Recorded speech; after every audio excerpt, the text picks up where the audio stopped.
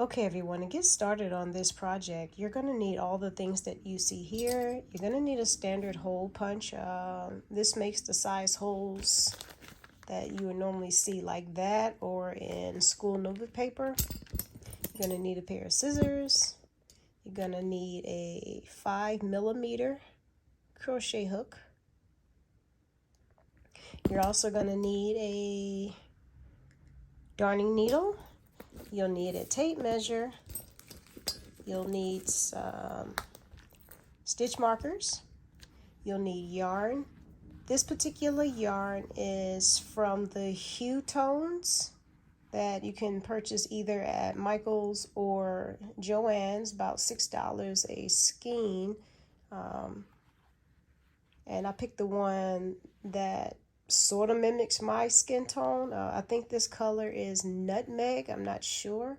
And you'll also need, and this is a size 4, it's called the Skin Tones, I believe. But anyway, you can purchase it at either Michael's or Joann's. Now these sequins, these are 40mm sequins that I previously purchased at Michael's on clearance. As you can see, they went from being $2 to down to 50 cents, and when I first spotted these at the store, they were already on clearance. I don't know if any stores carry them anymore, but if they do, I'll try to find the links and put them in the description box. If not, I saw some international websites. I'll try to include some of those if I'm able to. But determining how many you will need will be based on your measurements. We'll get into everything about the sequins in a minute, but in the meantime, let's just get started. So the first thing you're gonna do is clear off your work area so it's not so junky looking. First thing you're gonna do is you're gonna measure your hip measurements, which I've already done. So what we're gonna do is get our yarn. We're gonna get our yarn and we're gonna chain enough chains to where they come around and fit the hips. Now what we're going to be creating is a mesh base. So we're going to do a mesh stitch crochet, and this will be the base to which we attach all of our sequin palettes, okay? And I've already counted how many stitches I will need for my chain ahead of time. And if you've ever done mesh stitch for any project, you know that you have to always start with an odd number of stitches. And for this particular skirt, you will be creating stitches, and you're going to create the entire mesh base for the skirt in the round. So this whole project will be created in the round. To begin my chain, I'm going to chain on 125 stitches. 125 stitches. So let me do that. And I'll be right back. So that's our chain. And to make sure they fit our measurements, you may have to give or take a couple of stitches, but that's perfectly fine. The objective is to make sure that we can slip this fairly easy over our hips, but at the same time make sure it fits, but not too tight, because if it's too tight, as large as these palettes are, they will kind of stick up like an artichoke, and you really don't want that. Not an artichoke, like a pine cone, and we don't want that. Nice. So I'm going to measure and I'm going to stretch it a little bit. And that's just about at 22, so that's fine. That's what I want. Now we're going to join the chain. And if you've ever done anything in a round, you know that you want to make sure that your chain is straight and not twisted. That's very important.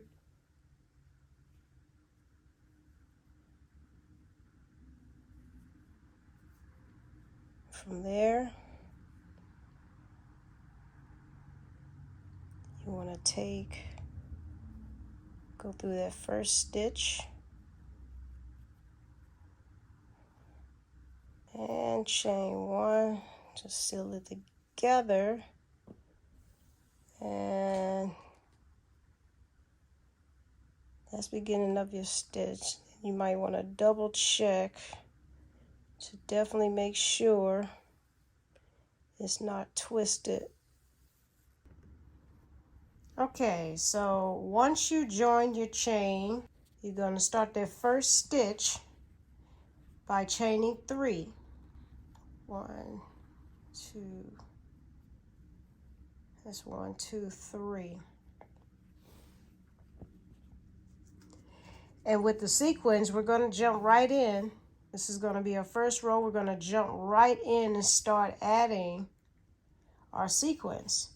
And one thing I wanted to mention about the sequins is when you get them out of the package, they look like this, and you'll need to punch holes in order for your crochet hook to go in and out of them easily, which is why you need the hole puncher. With that being said, it's best that you prepare enough of these ahead of time for most of your project, unless you're going to change colors like I'm going to do. I have a bunch of these. When these went on clearance, I bought a bunch of them because I know how expensive these can be, depending on where you get them from. But they come right out the package like this, and you'll need a hole puncher to punch holes in them to get the proper size. Now when you punch, the important thing is you want to try to target covering that first hole. At the same time, for me that's a little thick. At the same time, you want to make sure that that hole is not too close to this edge, because if it is, there's a good chance that over wear and tear that can split and it can fall off a completed garment, and you definitely don't want that. You also don't want it really too far down either, because then it'll get caught in the stitches and it'll be stiff and it'll stick up like that. You don't want that. You don't want to have to keep smoothing them down. So again, you want to prepare enough of these ahead of time so you'll have enough of them. You don't have to keep doing this throughout the project. You want to make sure you have it. That's about where I would want that. No thinner than that. You want to prepare enough of these to where you don't have to keep stopping and doing this while you're working. And from there, we're going to add them on. So we chain 3. We yarn over, grab a sequence, and like you would normally do when you're creating something with mesh crochet, you skip that first stitch and you go into that next stitch. Go into the next stitch, bring it through, and when you bring that yarn through, you should have 3 loops on your crochet hook to create that double crochet stitch that's going to hold all that together. So you're going to yarn over, bring it through those first 2 loops. Then you're going to bring it through those second 2 loops. And that's your double crochet. You're going to chain 1. And that creates your first locked in sequence. You're going to yarn over again, and this time what you're going to do, we're going to alternate adding the pallets to the stitches. So we added a pallet to that one. The next one we're not going to add anything. So again, you're going to skip a stitch and you're going to go into the next one to create our second stitch. Chain 1, and now you have 2. You're going to yarn over again, another pallet, skip that stitch, go to your next stitch, yarn over, bring it through. Make sure your tension is not too tight or too loose.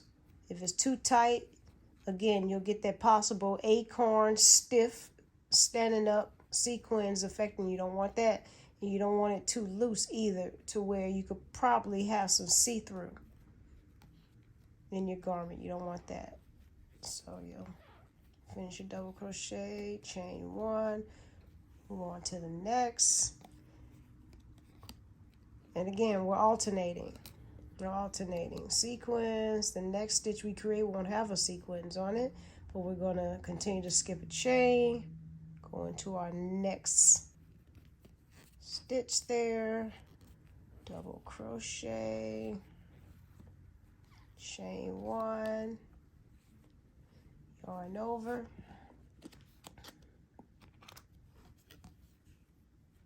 skip that stitch,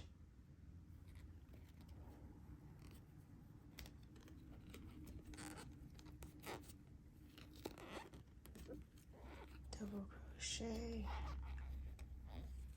chain 1, skip that stitch,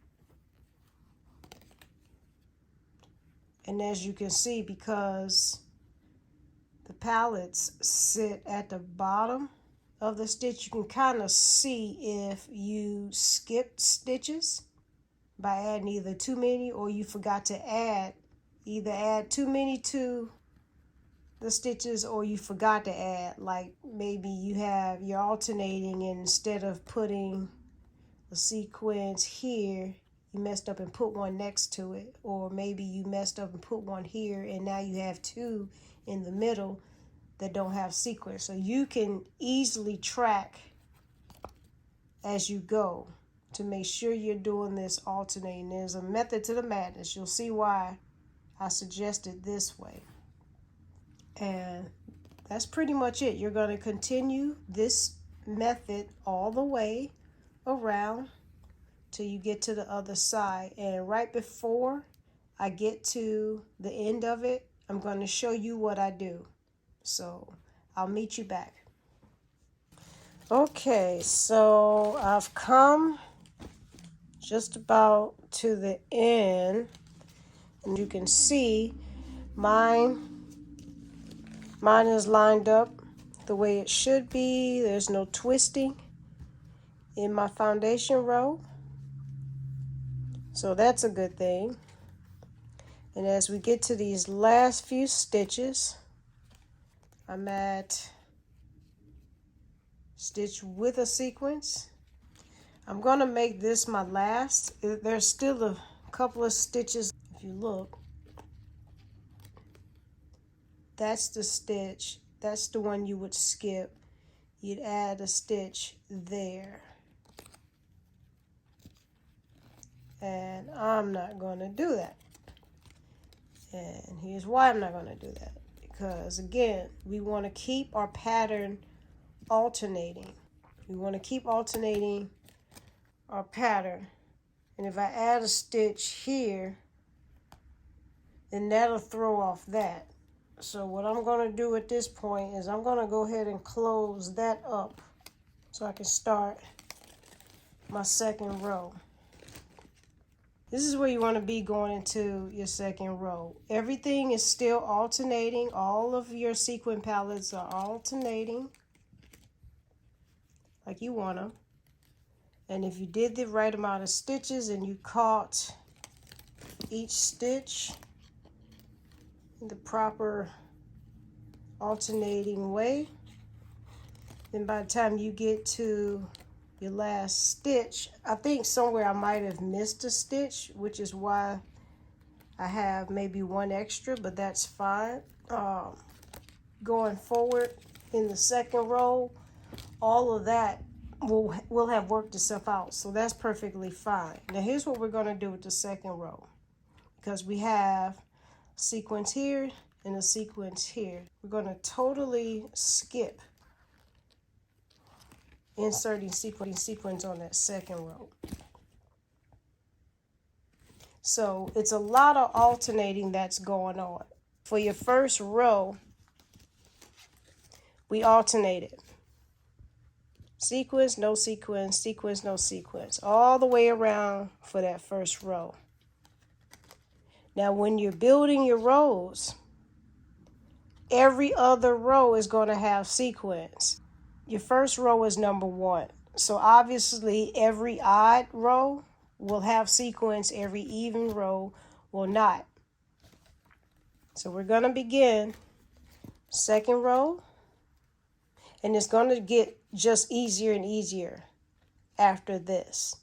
But the first 3 rows are crucial, and there's a reason why. You didn't know that we were going to skip adding sequins in that second row, so I wanted to introduce that to you.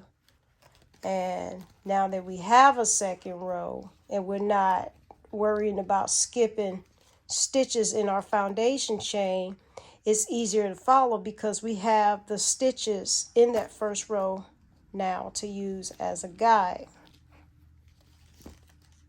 as you can see here.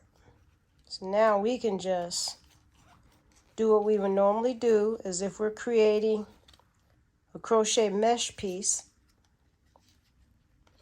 and just follow our previous stitches to build our new row of stitches, like so.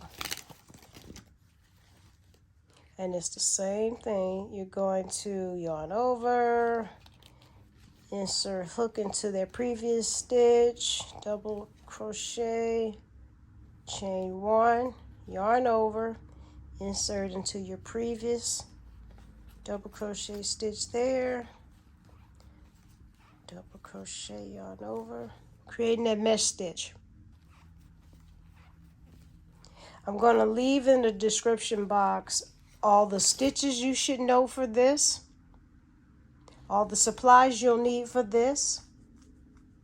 And to be honest with you, this is still somewhat, I would like to think this is still somewhat beginner friendly, because I still consider myself a beginner. I don't know a lot of intricate stitches.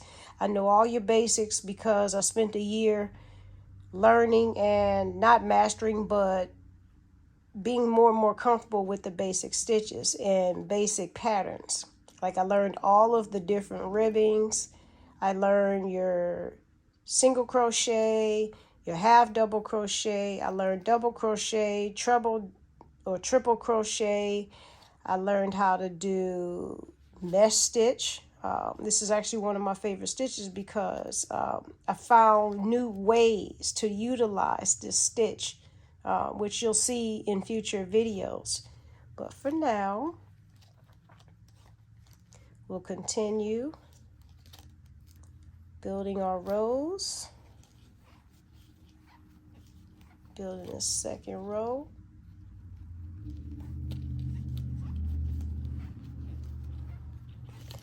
I will continue doing this second row, and once I get to almost the end of this row, the second row, I will be back and I'll show you what to do next going into the third row. So see you in a bit. Okay, so as you can see, we are approaching the end of the third row.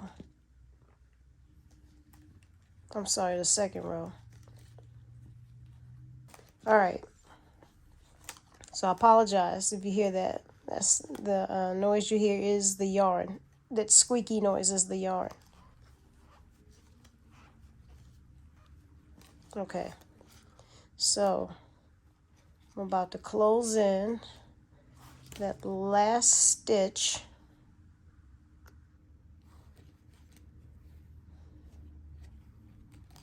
And then we'll get started on our third row.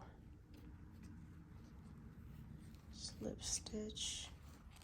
All right, before we start our chain 3 with that, what's going to be different with this row is that we're going to continue to do alternating with our sequins, but as you can see, and I'm going to call these columns, every part of this pattern and the way I inserted the sequins will be in an alternating style. So horizontally in the same row, I alternated attaching the sequins to every other stitch. If you look at the sequins, and you'll see this, the more rows that go up, you'll see that going up the column, you'll have a sequins, then no sequins, then the next row sequins, then no sequins, and so on and so on. But now that we're at the third row, we're going to find a new way. We're going to still alternate, but we're going to attach this differently. And there will be some rows going forward that you may have to attach them this way. So I'm going to extend this loop just a little bit so I can attach this sequence directly in that loop like that. That way, just like in our first row, it sits on the bottom of the stitch. It sits on the bottom of the stitch like that. And then I attached it to my starter stitch because if you look, the stitches on either side have sequins. So in each row that you apply the sequins, you want them to alternate in a way that they fall between the gaps. I'm going to chain my first, so that's 1, 2, 3. So now I have my chain 3, and we're in row 3. So now we're going to alternate.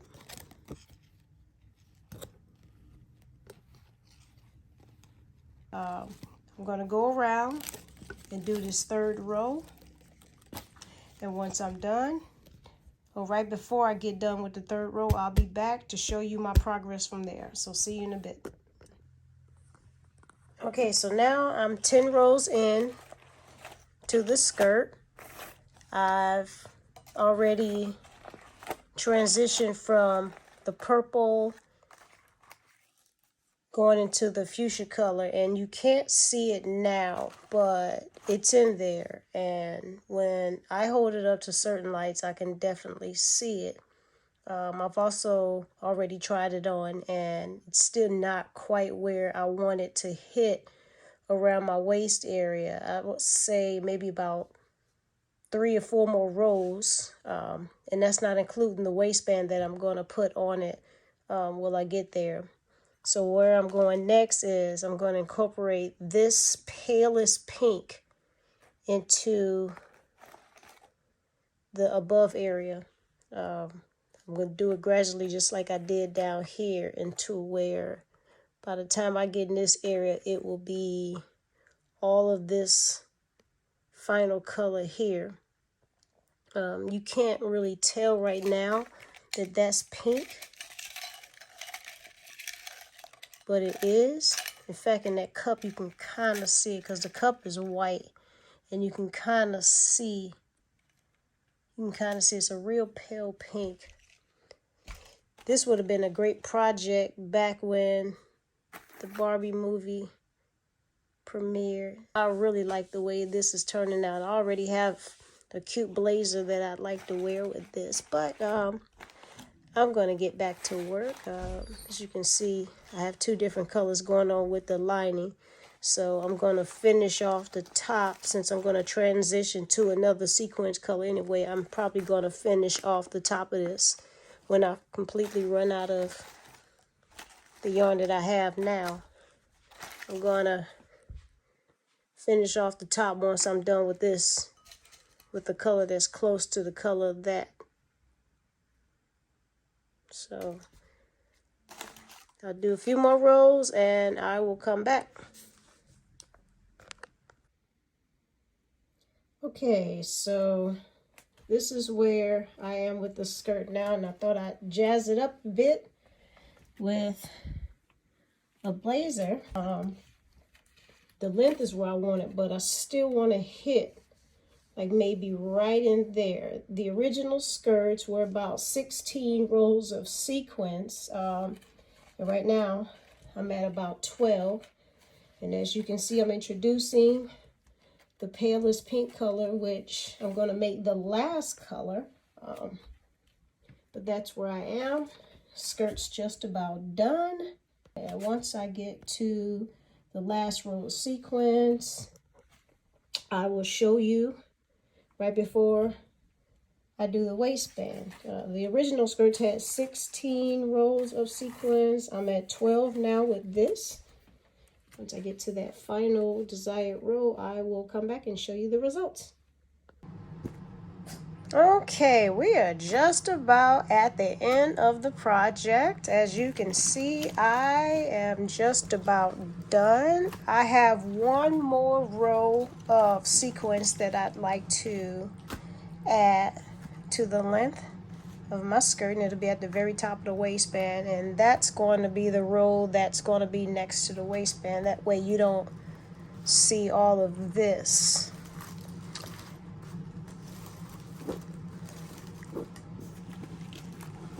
In total, I will have, by the time I've added all my sequins, about 32 rows of sequins. Right now, I have about 15 rows of sequins. So I will show you. And when I say rows of sequins, I'm not including all total of rows. I'm just talking about of the rows, the number of rows that I inserted the sequin. So we have 1, 2, 3, 4, 5, 6, 7, 8, 9, 10, 11, 12, 13, 14, and 15. I'm going to go ahead and add a 16th row because I like the fit of my other skirts. But if I move the sequins out of the way, you can see that every other row I skipped so I could add the sequins. If I had added sequins to every row, this would be not only a very dense and heavy skirt, but over time I think it would stretch out this yarn, and I don't want that. Maybe you don't want that, but I definitely don't want that. But as you can see, with all the alternating stitches on every row and all of the alternating of each row, you still have a pretty covered skirt. It's pretty covered under there. And whenever I make crochet garments for myself, I have skims, I have all of these new undergarments that I wear, and linings and slips that I wear. That way I can remain covered under anything that shows any slight reveal or possible reveal. So that's what I'm going to wear under this anyway, if anything peeps out, which it shouldn't. These are pretty good at hiding everything. So I have 15 rows. I have one row left to do, and I'm going to show you a hack that I found out that I forgot to mention earlier. So as you can see at the very top where the waistband's going to go, I've already marked my front and back as well as my sides with stitch markers. And what I came up with based on the number of stitches that I did for my size, I have 15 stitches, or these square spaces between each area. So that pretty much indicates to me that it's well evened out. Next thing we're going to do is something I found is I'm going to add some elastic cording in my waistband before I put the final waistband on. And the waistband is going to be a stretch. I'm sorry, the waistband is going to be a slip stitch waistband. Slip stitch. You could do any type of waistband you like. You could do a ribbing. You could leave it plain if you like. It's all totally up to you. This will be some extra reinforcement even if you do decide to leave it plain. However you want to finish it at this point is pretty much up to you. But me, I want to add the waistband that I did with the other two skirts. I found this cording at Dollar Tree actually, and each color is about 5 yards each. Given that my waist is only 30 something, that's more than enough. Even with the stitching that I'm going to install it with, it's more than enough to complete that top of that waistband. So I've already opened up another pack, and I took the pink and I took the purple, since those are the colors in my skirt, and just to give it some extra reinforcement, I kind of tied them together because I'm going to put them in together. I did a 2-ply and put them together, and I'm going to install them that way. This cord too, you can find this anywhere. You can find this anywhere from Michael's to Joann's to any craft store, Hobby Lobby, Walmart. Whoever sells elastic will also sell, most likely, elastic cording as well. And elastic cording typically comes in your white. They have a white color and they have a black color.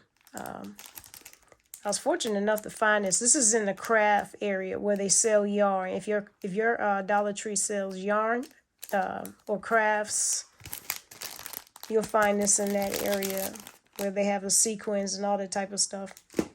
So I'm about to go into the waistband now. I can remove those stitch markers, but just for the sake of the tutorial, I'm going to keep them in.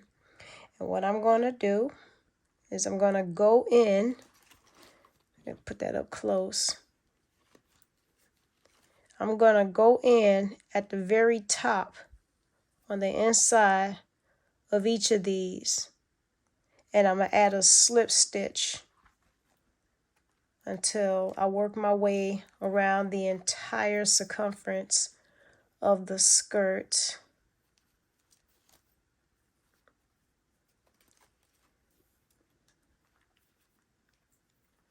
Tie a knot to start it off and secure it, since I am working with 2 cords. I'm going to create my first chain. I'm going to just simply do a chain 1 like so.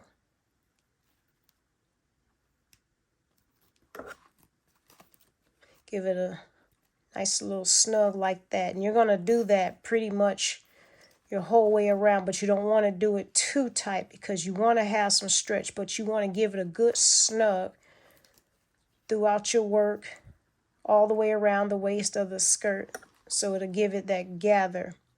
And then you're just going to continue to go through, and how you pick up that loose part is you go through, bring the cording through, and you want to attach it that way first. You want to attach that loop first. That way that picks up that loose part. And then you want to bring it through that second one, pulling snugly, but not too tight. Pull it through a 3rd time. And that's the first part. Then you want to repeat what you just did by going through the second one. I'm going to stretch over, go to that second one,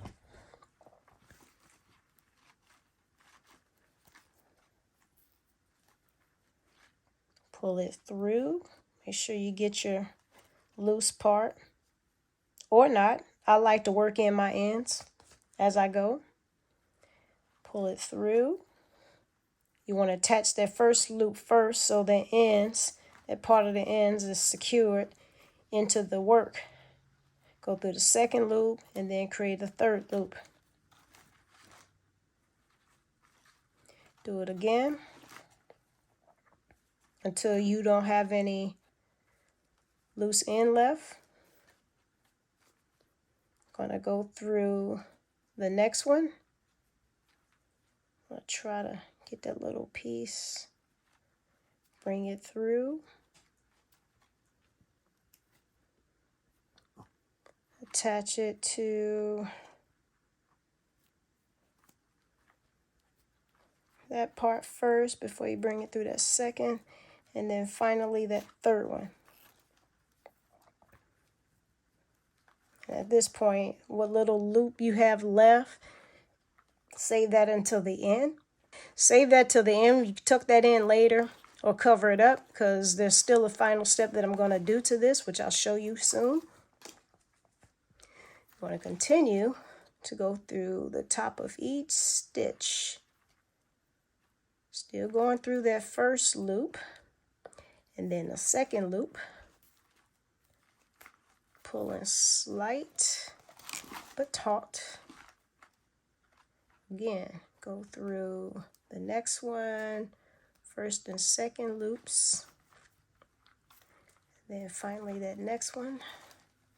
And as you can see, I don't know how well you can see that, but it's already starting to gather up the very top of those stitches, so it's going to overall create a smaller and a more fitted waistband.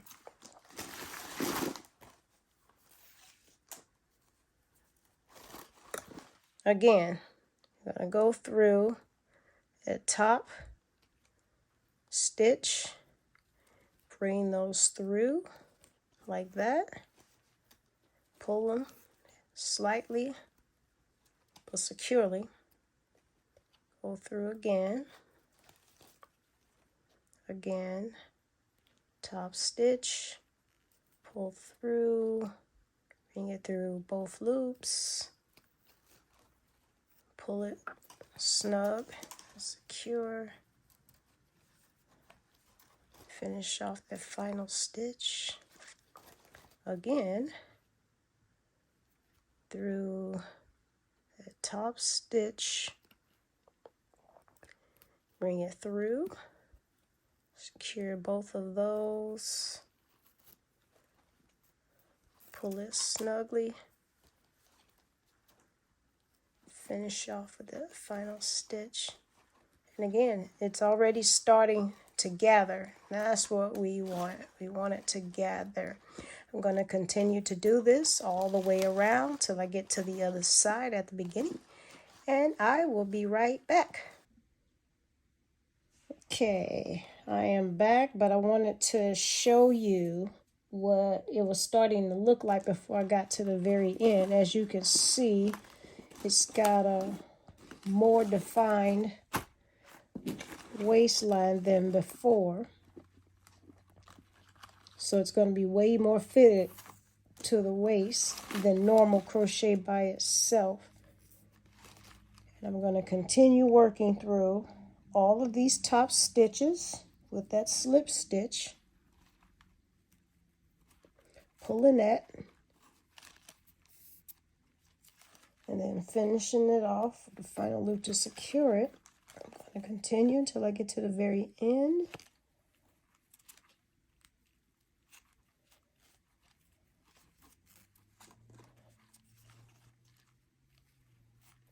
Still have plenty of cording left as well, and I'm just about done.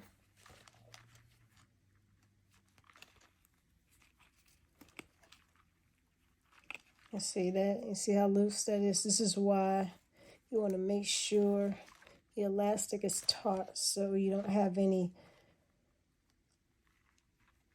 loops. Bring that through, pull it up.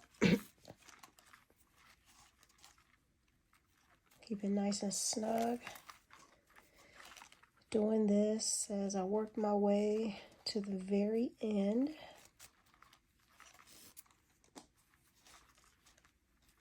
As we all know, elastic is stretchy. Just a handful of stitches left.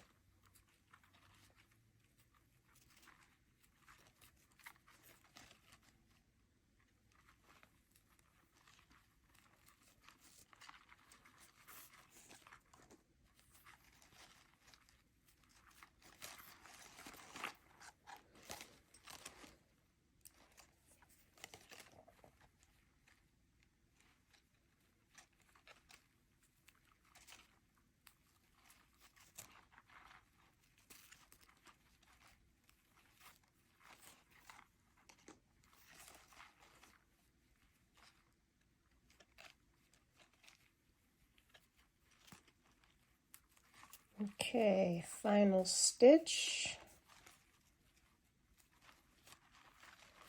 And what I will do here, I don't know if you can see that hole. I'm just going to run that in that same hole that I started with. I'll do that again because I was off. I'm going to go through that final hole.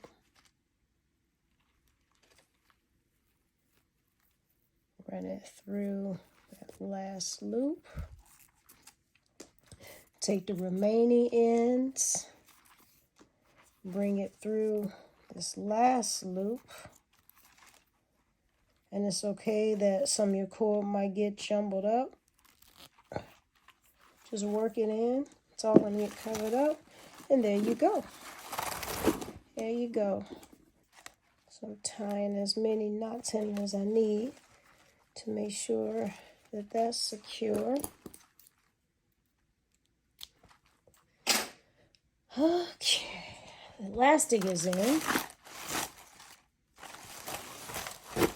Now, if that's just how you get down, you can leave this like this. Me, I'm gonna finish a final row of sequins.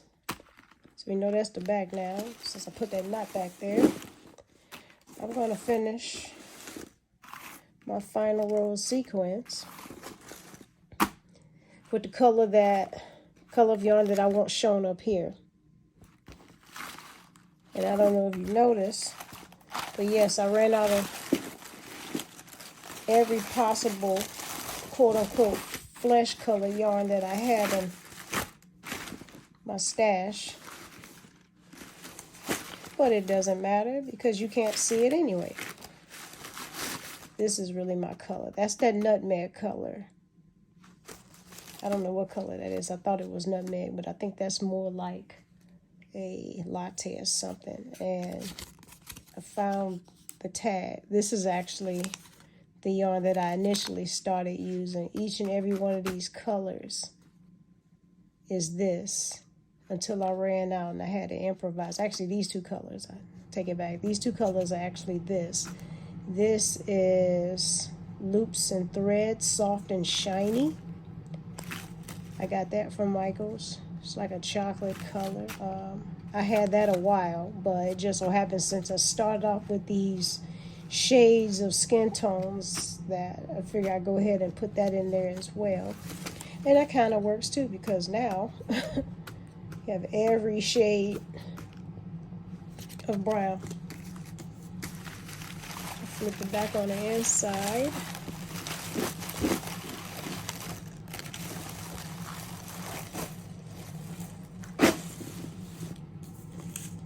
It back on the inside, smooth it down like that. I love how this turned out. You can see it real good now. You can see my purple weaving into my pink and then finishing it off with my pale pink. I'm gonna go and find a final yarn so I can complete the waistband, and we'll go from there. See you in a bit. So for the very last row of sequins that you will be installing, remember what I said about alternating sequins? For this last row, we're going to throw that out the window. Actually, we are going to continue alternating as we did on our previous rows and our first row. Because off camera, I added sequins to each stitch and it created way too much bulk. And I didn't want that, so I had to unravel everything so I can continue with the pattern that I created throughout the skirt. And that's all I wanted to add. Please continue.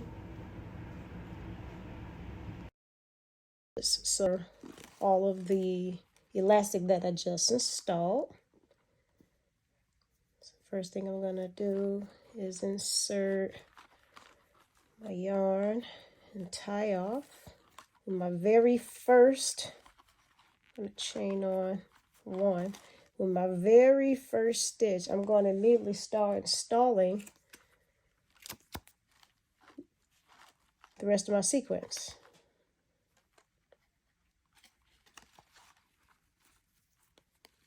And just like before, to install that first one on that first chain, you're going to go 1, 2, chain 3 to start that off. The next one, which is here, you're going to yarn over, add a sequins. Just like before, I've already prepared quite a few of them that I already pre-punched ahead of time.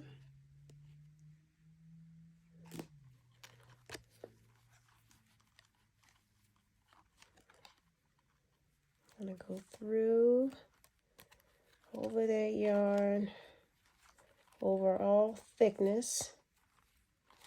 And just like you would do with the normal mesh stitch, you're going to go through, do your chain, your double crochet through, come up, chain 1, move on to the next one.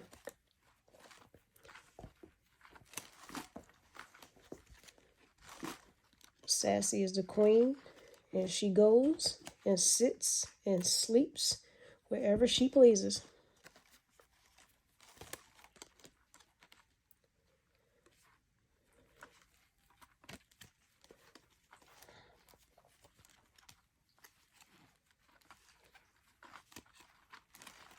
I couldn't find a yarn color that I liked, or one that was close to the color of the very top color that I have of these sequins. So I'm just going with this color gray.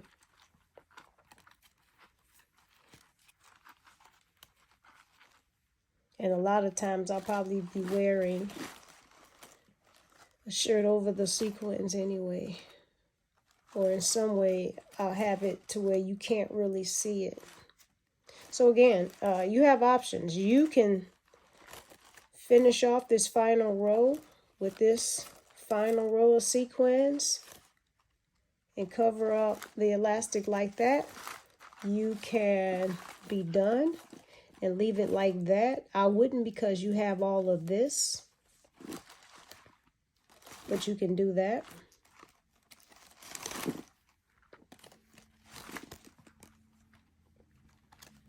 And the reason why I didn't leave this, I personally didn't leave this like this, because I don't like, well, I can feel this elastic on my waist. Like when I tried on a skirt against my bare skin, I didn't like how rough the elastic felt, which is why I wanted to go back over it with a yarn to kind of cover it up a bit. But we're going to continue around on this very top row. It's kind of hard to see because it's all filled up now. Covering up every stitch.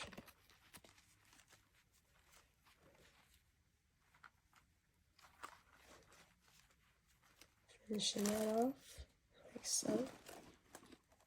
Okay, so I'm going to finish this. I'm going to go around. I'm going to finish this. And the very last step is a quick tutorial on how to do not only the waistband, but how to install the waistband. So if you hung in there this long, please like, subscribe, and comment down below. If you have any questions, feel free to reach out to me and let me know. I appreciate all of your support. And with that being said, I'm going to finish this and I will be back for the next and final steps. See you in a bit. Alrighty, here is your final row of sequins. I had to go with a color that was as close as I could find because I didn't have anything close to that pink color. But my elastic is nice and tucked into my stitches and secured. I still have that tapered look from waist to hip. Now the only final and absolute conclusive thing that I have to do is make and add the waistband.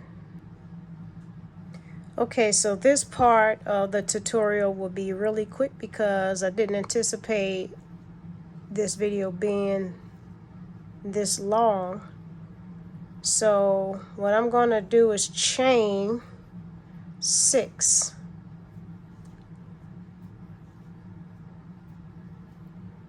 See, 1, 2, 3, 4, 5,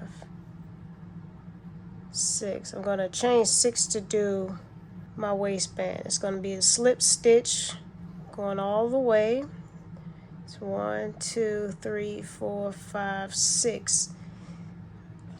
Other than maybe a video you've probably already seen on YouTube, if you would like a separate tutorial or video on how I do my waistband for this particular skirt, again, drop down in the comments and let me know. Other than that, I'm going to go ahead at this point and just complete the waistband, and then I'll be back to show you how I attach it to my new skirt. So now we are at the, I know I keep saying that, we really are at the final part of this. So I did my waistband. This is slip stitch ribbing. I did 6 across, and I didn't count the stitches. I didn't count it lengthwise.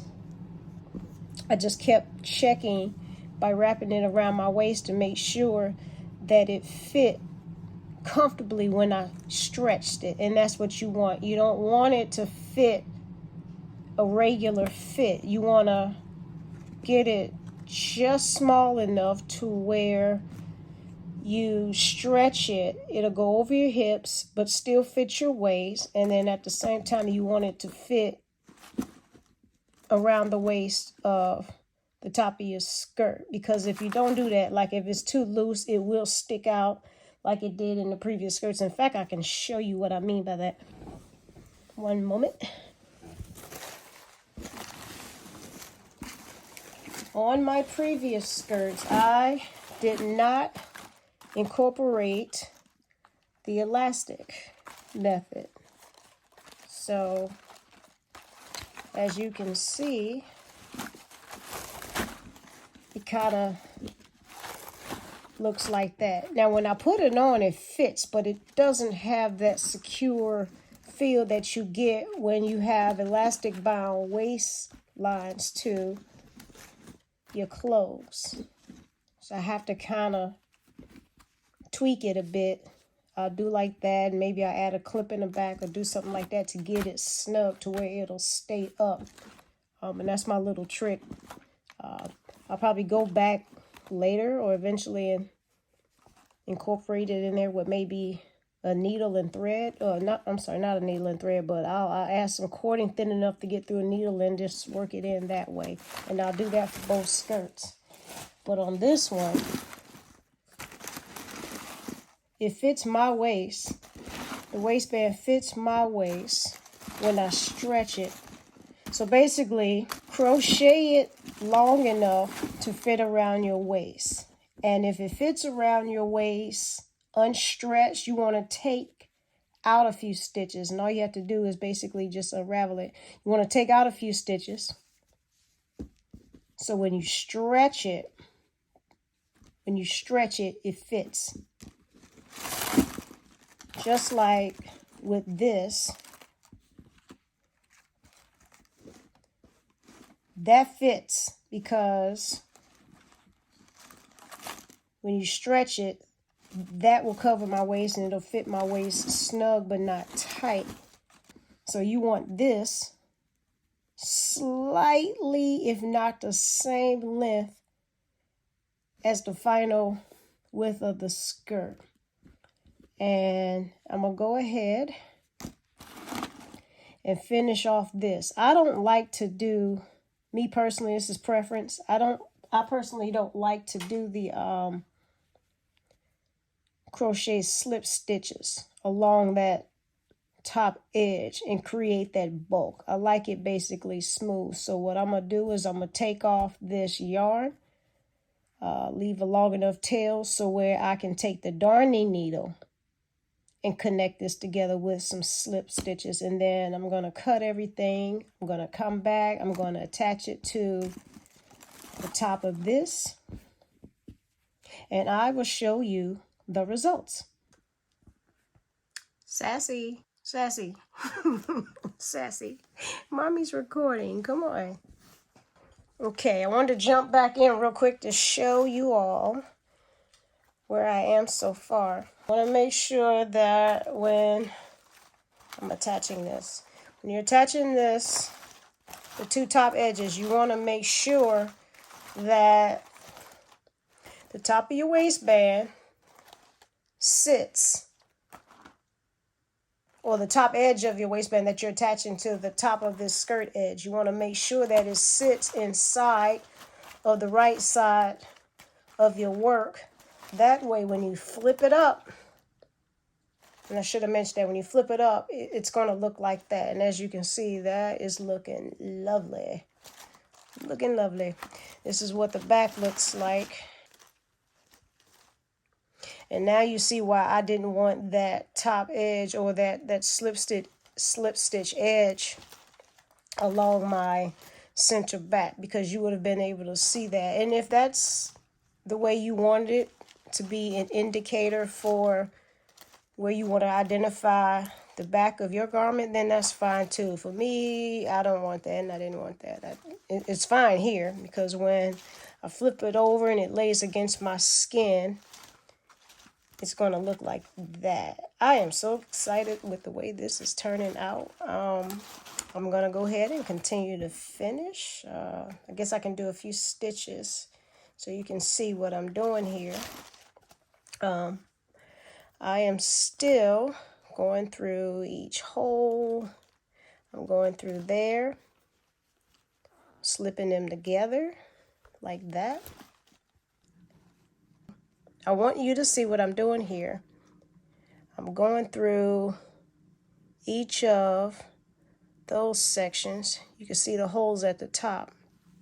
I'm going through each of those sections, and instead of going through those top stitches like that, I'm going through the middle part to join it together,